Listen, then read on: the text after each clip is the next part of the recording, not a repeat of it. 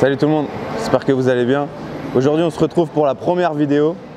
Donc comme je vous ai dit dans la vidéo précédente, c'était vraiment avoir les bases. Donc dans un premier temps on va voir vraiment les gros mouvements polyarticulaires comme le squat, le bench et le soulevé de terre. Et aujourd'hui je fais une séance jambes. Donc on va vraiment se concentrer sur le squat. Je vais faire une partie échauffement au début. Je vais vous montrer vraiment comment je me prépare aussi à l'entraînement.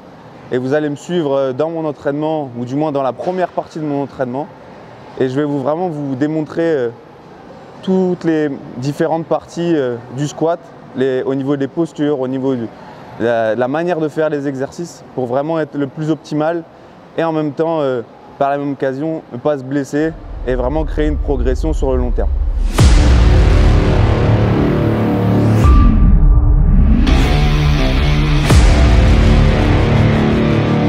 Bon, pour commencer, on va faire 5 minutes de cardio, histoire de bien échauffer le corps, mettre le sang dans les articulations, essayer de se concentrer sur les exercices qui vont suivre, faire la connexion cerveau-muscle qu'on a l'habitude d'entendre. Donc c'est vraiment histoire de vraiment se mettre dans sa séance et se concentrer vraiment dans les exercices vraiment qu'on va faire par la suite.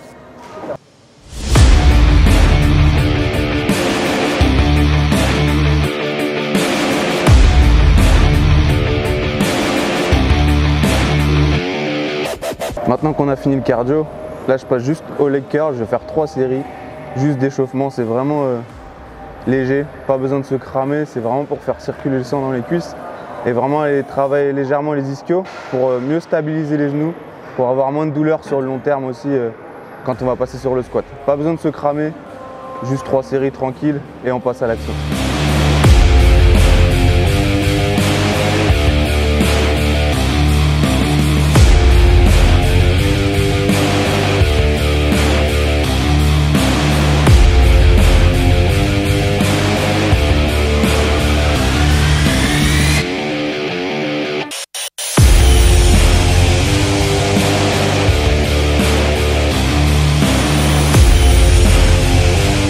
Donc une fois qu'on a fini l'échauffement sur le tapis et le leg curl, là on va se concentrer vraiment sur la mobilité.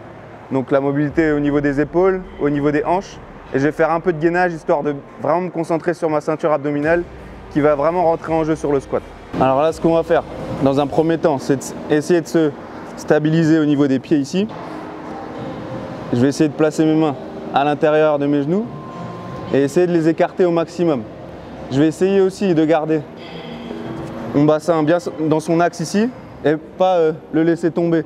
Je vais vraiment essayer d'avoir des bons appuis et essayer d'étirer au maximum mes hanches.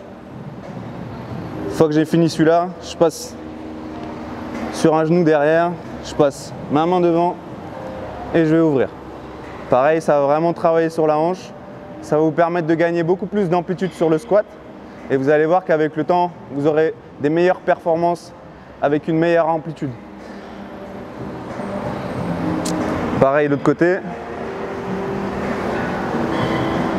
Essayez de vous redresser au maximum, pas être voûté vers l'avant. Là, ça doit tirer vraiment au niveau de la hanche et de mon genou ici.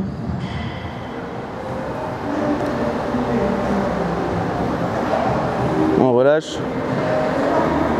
Ensuite, quand vous faites ce genre de mouvement, essayez de bien inspirer et de bien souffler à chaque fois, comme si vous faisiez une sorte d'étirement pour vraiment aller relâcher les articulations et essayer de gagner à chaque fois un peu plus en amplitude. Une fois qu'on a fini d'aller mobiliser les hanches, on va faire un peu de mobilité au niveau des épaules. Parce que quand vous prenez la barre dans le dos, souvent on a des petites douleurs au niveau des épaules où on a du mal à prendre la barre correctement. Donc travailler la mobilité au niveau des épaules est super important.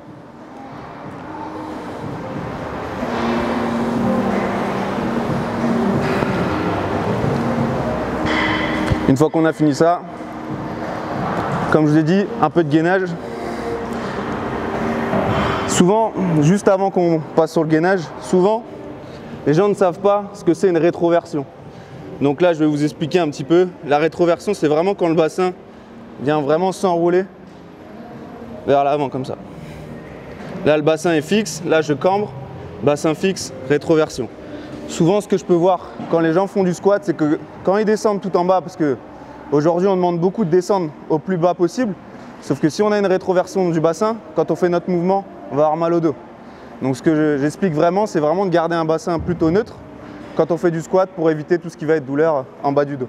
Donc là on va partir sur du gainage. Pour le gainage, on rétroverse bien le bassin, vous allez voir au niveau sensation, c'est complètement différent. Je contracte mon périnée, je rentre mon nombril le plus loin possible et j'essaie de garder mon nombril le plus rentré possible. Je ne lâche pas. Pareil, j'inspire, je souffle et je rentre encore plus mon nombril. Vous allez voir, mon corps il va bouger un petit peu. C'est les muscles qui stabilisent le corps qui travaillent.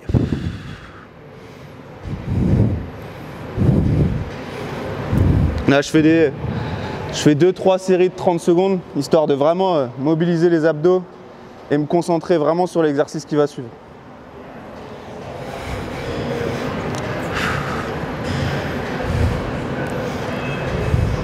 Pareil, quand vous êtes en gainage, évitez de serrer les omoplates, mais écartez-les au maximum, vous allez voir que même vos obliques sur les côtés vont travailler. Essayez de vraiment mettre le poids dans les abdos, pas dans les épaules ni dans les pieds, vraiment au centre du corps. Et je relâche. Maintenant qu'on a fait tout ça, vous pouvez répéter ça 2 fois. La mobilité au niveau des hanches, la mobilité au niveau des épaules, et vous refaites un circuit au niveau des abdos, vous allez voir, vous serez vraiment prêt pour faire du squat et vraiment en place pour aller vraiment performer sur le mouvement.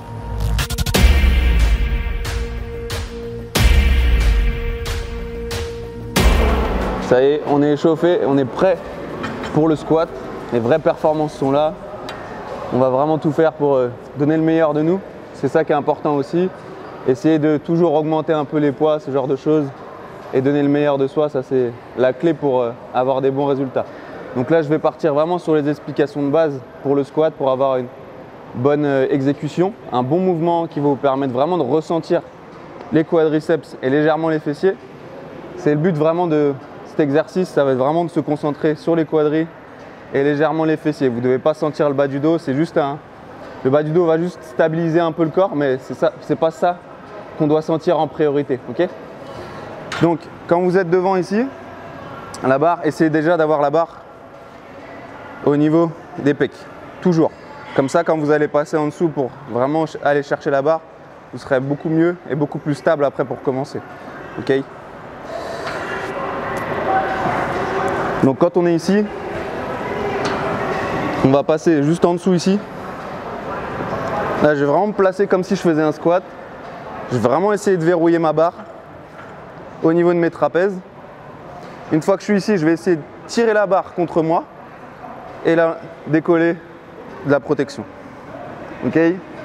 Donc quand on est ici, essayez vraiment de tirer la barre contre vous. Faire comme si vous alliez vraiment plier la barre en deux ou l'écarter comme un élastique, sans bouger les mains bien sûr. Donc ensuite je recule et là je vais pouvoir commencer mon mouvement. Donc quand on a la barre déjà placée, là on est bien stable ici, je vais essayer de me concentrer vraiment sur l'ouverture des hanches et sur la stabilité de mes pieds. Si mes pieds rentrent vers l'intérieur, vous allez voir votre genou va rentrer. Si vous êtes bien ancré dans le sol, tout de suite ça va faire complètement la différence sur votre mouvement. Vous serez beaucoup plus stable, beaucoup plus en appui dans le sol et vous aurez moins de problèmes de genoux. Donc je me stabilise bien, j'ouvre bien mes genoux vers l'extérieur, je tire toujours la barre contre moi. Je vais prendre une grande inspiration, rentrer mon nombril, descendre. Dos droit toujours, je regarde légèrement vers le haut et je pousse. J'inspire, j'ouvre mes hanches, je monte. Comme j'ai dit tout à l'heure, gardez toujours le bassin dans l'axe. Si mon bassin tombe ici, mon dos s'arrondit et c'est pas bon. Toujours bassin bien neutre, je lève légèrement ma tête et je pousse. Si vous avez du mal à savoir quand votre bassin tourne, vous pouvez garder votre mouvement en bas, ici, et après venir placer votre bassin, placer la charge au milieu de vos pieds et pousser. Donc là, moi, j'enlève mes chaussures parce que je trouve que j'ai un meilleur appui quand je suis pieds nus. Donc je ne sais pas si vous êtes plus adepte des chaussures ou pieds nus, mais point de vue sécurité, si vous avez des Converse comme ça peut passer. Mais souvent quand on nage dans les chaussures, c'est pas bon non plus. Donc moi je préfère être pieds nus. Et vous verrez niveau sensation, vous pourrez vraiment prendre accroche dans le sol, je vais vous expliquer juste après. Et on va pouvoir vraiment faire quelque chose de correct. Et vous verrez niveau appui, vous serez mieux au niveau du sol. Quand on est ici, je vais prendre l'exemple de ma main, ça va être mon pied. Ici, quand vous êtes en appui dans le sol, essayez de créer une sorte de voûte au niveau de votre pied ici pour vraiment aller accrocher le sol, comme des serres un peu. Et vous allez voir que vous allez pouvoir répartir la charge vraiment sur tout votre pied et pas que dans les talons ou pas que dans l'avant du pied. Okay, donc là, je vais m'échauffer, faire quelques séries d'échauffement histoire de monter en gamme. Et ça va vraiment encore vous préparer au travail. Vraiment, si vous mettez lourd aujourd'hui, ça va vraiment pouvoir vous travailler vraiment sur le connexion aussi cerveau-muscle, tout ça, super important. Donc là, toujours, tirer la barre contre moi, sortir. Ici. Je me place bien, je prends mon temps. Grande inspiration.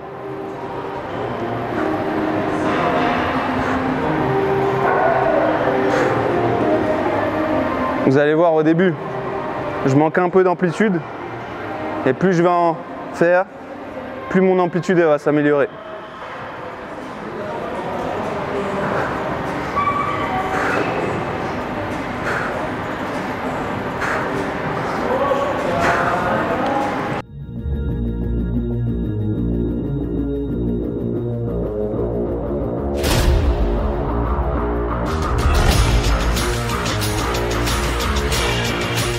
Surtout quand vous tenez la barre, une chose assez importante que je vois souvent, c'est que les gens ont les poignets cassés. Essayez vraiment d'attraper votre barre fortement et que le poignet vraiment soit aligné au coude et tout soit aligné parfaitement. Vous verrez, vous aurez moins de douleur à droite, à gauche. Et sur le long terme, encore une fois, c'est ce qui va vraiment déterminer votre progression et vos résultats.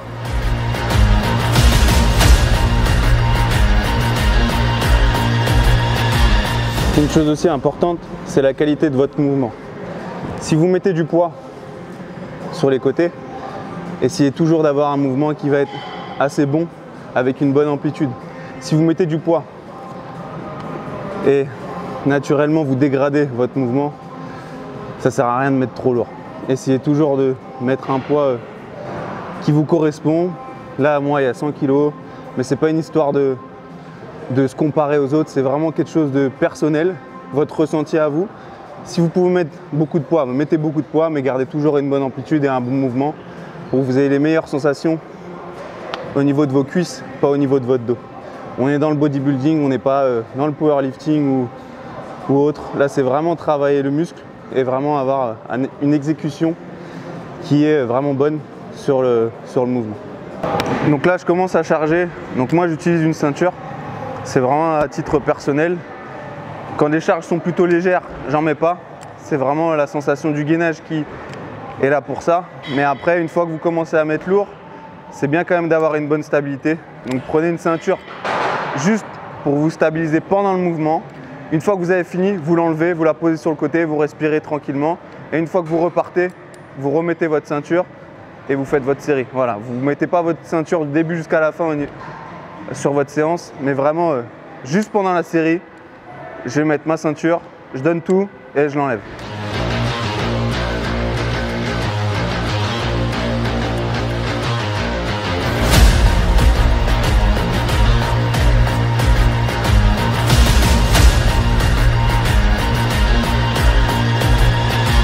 La seule fois que vous touchez votre téléphone, c'est juste pour mettre de la musique, ok? Il n'y a pas de SMS, tout ça, Facebook, Instagram, on laisse ça de côté, on se concentre sur sa séance, juste de la musique et on se donne à fond.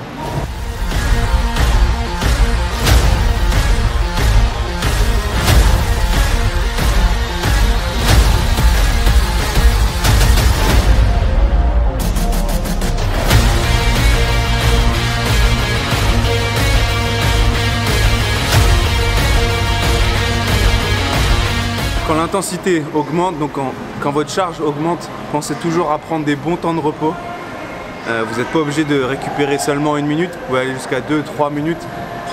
surtout quand c'est lourd et quand vous faites peu de répétitions. Là par exemple je suis entre 6 et 8 sur chaque série, donc je prends vraiment le temps de récupérer, vraiment le temps que mes muscles aussi récupèrent, parce que là je suis dans une optique de performance, donc je vais essayer toujours de me dépasser et de donner le meilleur de moi, mais pour ça il faut toujours garder un bon temps de repos, parce que si vous faites juste 1 minute, vous allez en faire 2 ou 3, c'est tout. Donc voilà, prenez toujours ce temps pour récupérer et vous concentrer sur la prochaine série.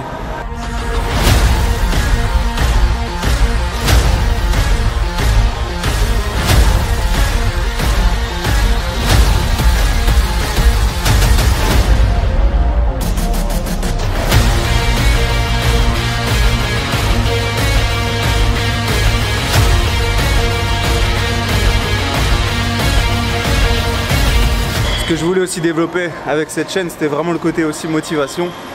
C'était pas juste vous vous envoyer du blabla comme ça et vous donner des conseils, mais vraiment vous montrer aussi que moi je me donne à fond, que je me pousse dans mes retranchements, parce que c'est ça aussi que je veux voir à travers mes coachings aussi. C'est vraiment que vous, dans vos entraînements, vous donniez vraiment à fond, que vous êtes vraiment passionné et que vous donnez vraiment toute votre âme à chaque entraînement pour avoir les meilleurs résultats possibles, désolé. Et voilà, c'est vraiment ce que je veux aussi donner et transmettre aujourd'hui, c'est vraiment ce côté-là. Parce que la musculation, c'est pas juste des mouvements, c'est pas juste faire des exercices. C'est vraiment se donner à fond et vraiment donner le meilleur de soi-même. On vient de finir le squat, on fait 4 séries avec la charge de travail. Pas juste 4 séries en montant, mais vraiment avec 140 et 150 kg. Là je vais pas forcément vous montrer la suite. Moi je vais continuer ma séance tout seul. Là c'était vraiment pour reprendre les fondations. Donc travailler d'abord les mouvements de base et ensuite je pourrais rajouter un peu plus d'exercices dans la séance. Mais je préfère d'abord vous inculquer les bases solides, que vous progressiez vraiment sur les gros mouvements. Parce que c'est ça qui fait aussi les progrès, c'est pas juste les mouvements d'isolation, c'est vraiment les gros mouvements. Parce que souvent on me dit ouais je fais plus de squat, je fais plus de soulevé de terre, je fais plus de développé couché parce que j'ai mal. Aujourd'hui je veux vraiment dire aux gens que c'est pas seulement juste faire des mouvements d'isolation, mais vraiment reprendre les bases correctement, avoir des bons ressentis là où il faut, éviter les blessures. Donc voilà, c'était vraiment pour ça aussi que je faisais ces premières vidéos. Donc après, si jamais vous avez des problèmes, tout ce qui est amplitude du mouvement, vous pouvez très bien commencer avec du front squat par exemple, ou du goblet squat. Ça peut vraiment vous apprendre à travailler votre amplitude. Et avec le temps, après, vous rajoutez la barre derrière le dos, parce que souvent, il y a des gens aussi qui se plaignent d'avoir mal au dos, ou qui se plaignent de ne pas sentir là où il faut. Donc apprenez d'abord à ressentir les choses avec peut-être du front squat ou du goblet squat. Ce sera une bonne alternative pour commencer, et après progressivement vous pouvez passer sur du back squat quand vous avez retrouvé une belle posture, quand vos pecs sont bien sortis et que vos épaules sont moins tombantes. Ce sera déjà un bon début. Et voilà, j'espère que ça vous a plu. N'hésitez pas à commenter et à liker. Ça c'est les bases, mais n'hésitez pas à donner vos ressentis, à me poser des questions si vous en avez. Je me ferai un plaisir de vous répondre, que ce soit sur Facebook, sur Instagram. Et voilà, j'espère vraiment que ça vous plaira et à bientôt tout le monde. Ciao.